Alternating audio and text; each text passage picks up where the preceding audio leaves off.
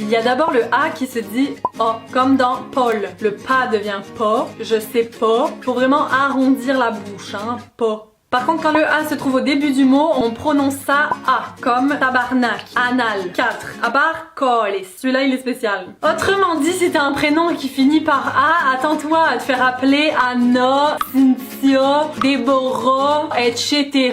Parce que oui, au Québec, on ne dit pas etc, on dit etc. On aime bien les chats pis les yeux. Le A avec un chapeau devient aou. C'est pas pat, c'est pout. Un âne, c'est un noun. Tâche qui est tâche. Le son O se prononce O ou faute, chose, vote. On a un son qui a complètement disparu en France qui est 1. Le 1 est devenu en France un. Bran, lundi. En québécois, ce son-là est A1. Un, lundi, brun, cajun. Vous me suivez? Ensuite, on a le son loi qui se dit oué. Comme par exemple, une loi devient loué. Moi devient moué. Toi, toi. C'est-tu moi ou il s'est moqué de toi? Ensuite, on a le 1 de enfin qui devient A1 et c'est nasal. Enfin. Faites-le monter dans le nez un peu là. Un lutin, c'est un lutin. Demain. On a le ER qui se prononce AR. Hier qui devient hier. Fier ou hiver. Et si je le dis vite, c'est hier, j'étais fière parce que c'était l'hiver. Le son E au Québec se prononce A-E. C'est pas du beurre, c'est du beurre. C'est pas une heure, c'est une heure. Un fleuve, c'est un fleuve.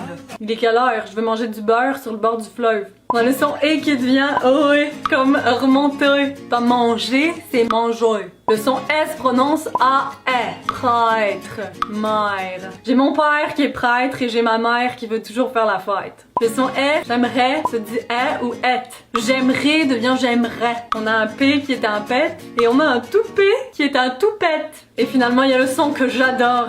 En, comme vachement, tellement, qui se prononce un, comme les ch'tis, ouais, comme les ch'tis. Hein? Franchement, vachement, tellement, calissement. Et si un I est suivi de N-E comme Christine, ce son se prononce IN. Christiane, Delphine. Ça commence à rentrer là, vous allez le maîtriser, laisse tomber. Les consonnes, le DI ou le DU se prononce di ou du, dimanche, du bien, descendu, diable. Le TI et le TU se prononcent avec un S au milieu.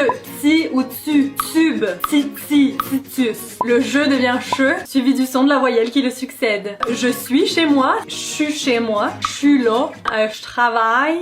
Le son plus devient PU, je ne sais plus devient je sais plus, je peux plus, je veux plus. La fin des mots en ist ou en isme ne se prononce pas. Journaliste devient journaliste. Dentiste. Tetris.